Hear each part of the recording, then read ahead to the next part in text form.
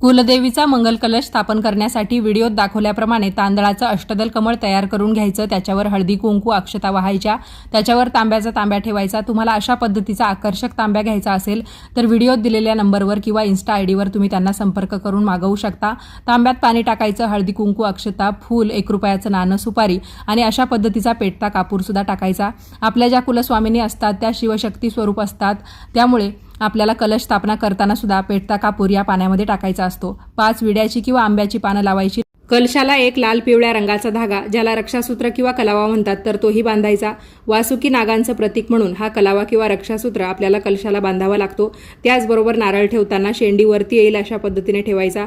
नारळावर सुद्धा हळदी कुंकू लावायचं, चंदन वाहायचं, त्याचबरोबर अक्षता, फूल वाहायचं आणि ओम कलश देवताभ्यो नमः हा मंत्र म्हणत तुम्ही कलशाला ओवाळून घ्यायचा आहे। त्यानंतर तुम्हाला तुमच्या कुलस्वामिनीची देखील पूजा करायची आहे। व्हिडिओ आवडला